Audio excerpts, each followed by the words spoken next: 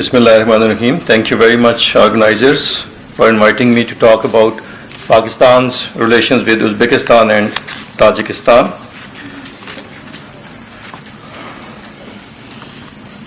So I will start with the smaller history of Pakistan's relation with Central Asian states, then I would go onwards to Pakistan and Uzbekistan relations, and then towards Pakistan and Tajikistan relations.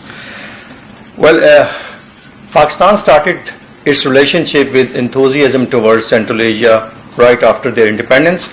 Pakistan wanted to have cordial relationship with the Central Asian states, the whole region, because of the historical links. Pakistan needed some, economic markets for its international trade and all those things.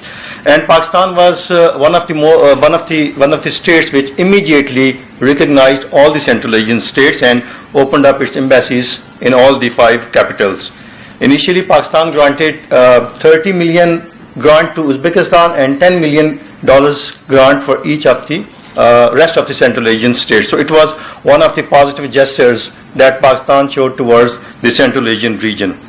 As explained by most of the speakers, that we had ancient trade and cultural as well as spiritual links with Central Asia. We are Muslims because of Central Asia. Our culture is, the Central Asian culture most of the times. And to name some of the important personalities from Central Asia, which are also acknowledged in this region of the subcontinent known as Pakistan: Imam Bukhari, Imam Tirmizi, Al-Khwarizmi, Abu Nasr Al-Farabi, you have Al-Biruni, Abu Ali Sina, Ulugh Beg, Ali Shar Nawai, and so on. You have lots of people who have deep imprints not only on your religious life in Pakistan, but on your socio-cultural, the aspects of your society. But the problem started when the Tsar Russia occupied this region, and when the Soviets, they came to this region. The Red Army marched into this region, and the Soviet Union, the Soviet authorities, they put an iron curtain across the whole Central Asian region. It cut the relationship of Central Asia, the then called as Turkestan, with these neighboring countries, and neighboring region were all the Muslims.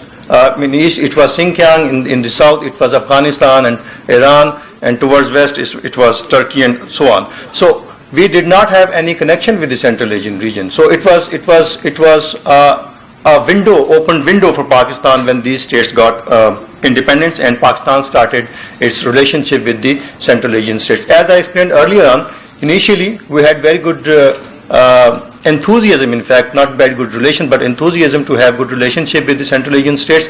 But the problem at that time was that the Central Asian states, since they were newly born states, newly independent states, they had their internal problems, and they were indulged into, nation building and internal stability. Similarly, problem in Afghanistan hindered a lot to have good relationship with the Central Asian states. But we have seen that in the post 9/11 era, the relations between Pakistan and these Central Asian states, it has improved a lot, because now we have common threats, we have common opportunities and common challenges, and all of us have realized that we have to be united against all these issues.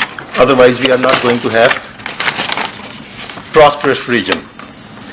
So if we go for the Pakistan's interest in Central Asia, primarily we have 4 interests in Central Asia. Starting with economics, we have geostrategic interest, we have energy interest in Central Asia, and obviously the transit trade corridor things, we are also interested in that to give Central Asia. Starting with the economic interest, if you look at the total population of Central Asia, it's around 72.1 millions, and it's a big market. Pakistan has 220 million population. That's a huge market for Central Asia as well. Similarly, if you go for the GDP of the Central Asian region, it's around $300 billion, massive. So we can have very good relationship. Right after the independence, the Director General of Pakistan Foreign Office, Akram Zaki, stated that recognition of Central Asian republics would open up new vistas for bilateral cooperation with these states, with whom Pakistan had close ties of history, faith, and culture.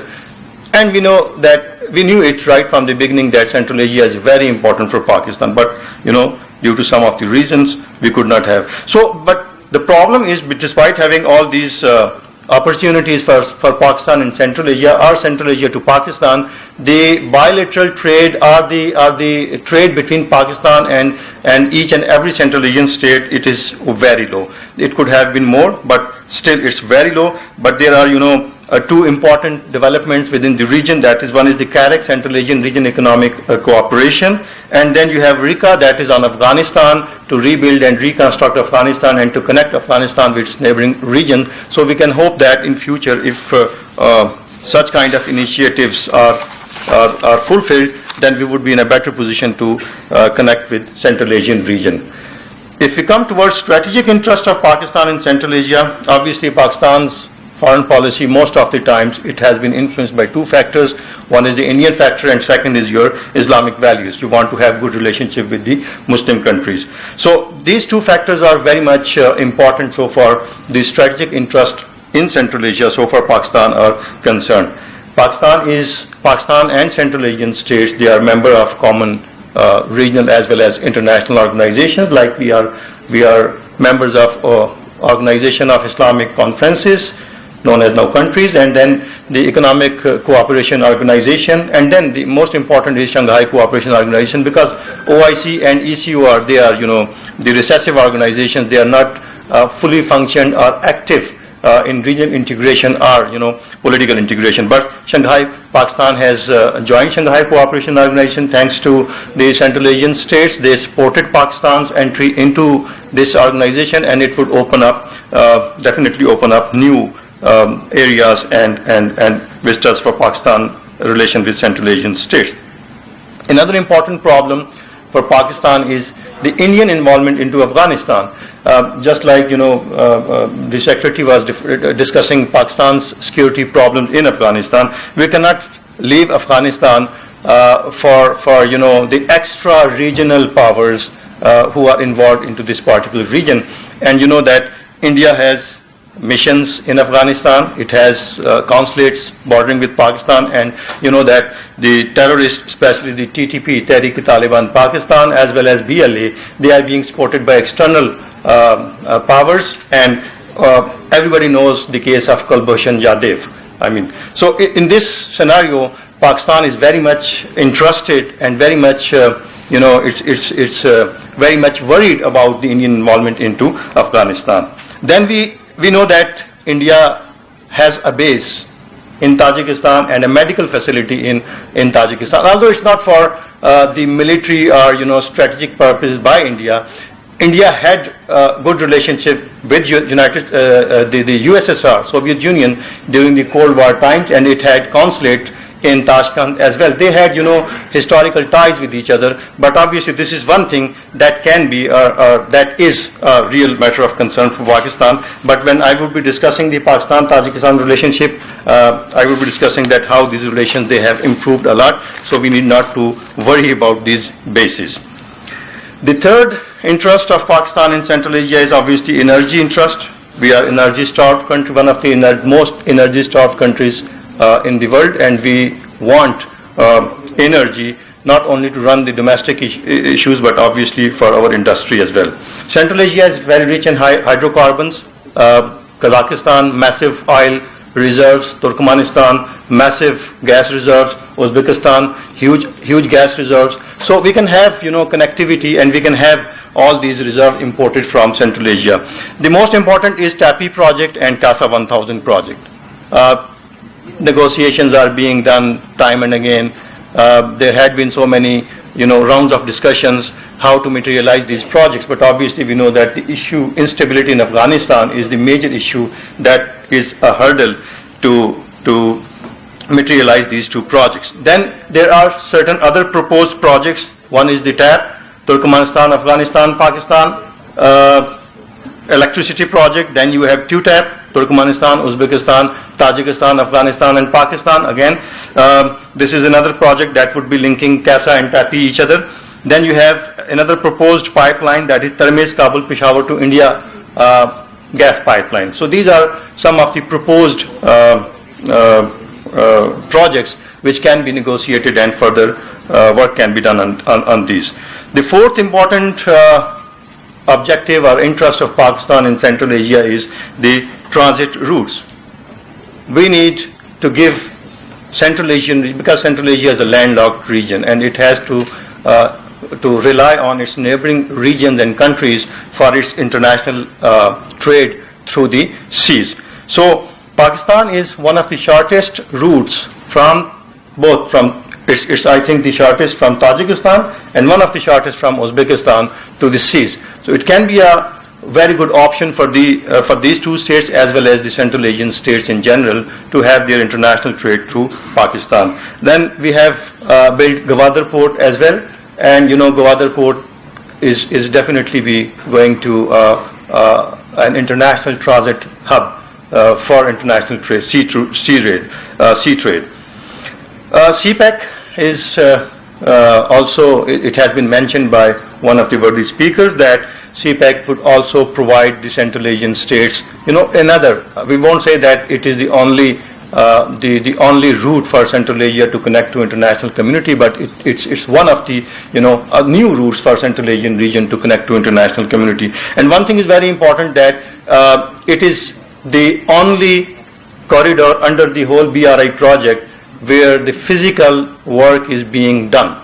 So it's very important for the Central Asian states as well as Pakistan to connect with each other. And one more thing, when we talk about connectivity, one thing is very important, that is the optic fiber cable. Central Asian states, they do have optic fiber cable. Afghanistan does have, Pakistan has. So we can connect the optic fiber cable as well for this transit and transportation network. Coming towards the Pakistan and Uzbekistan relations, slow, but obviously on the steady and right path. As I explained earlier on, post 9/11, we have seen improvement in the relationship between Pakistan and all the Central Asian states. That's the case of Pakistan and Uzbekistan as well.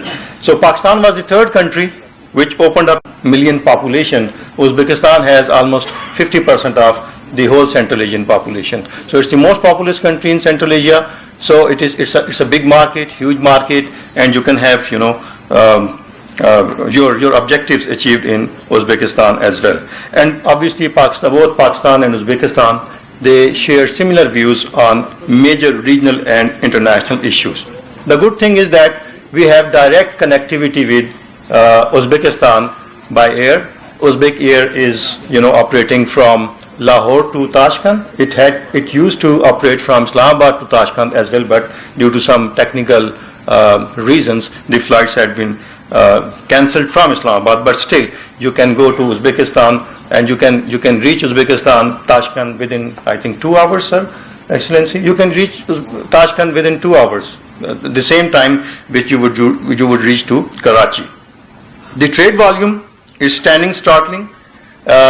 Excellency Siddiqov just corrected me that it's around $300 million now. It's not $40 million, it's around $300 million, and they have agreed to increase it to $500 million by the end of 2018, and it would be around $1 billion by 4 or 5 years. So it's very positive development so far Pakistan and Uzbekistan are concerned.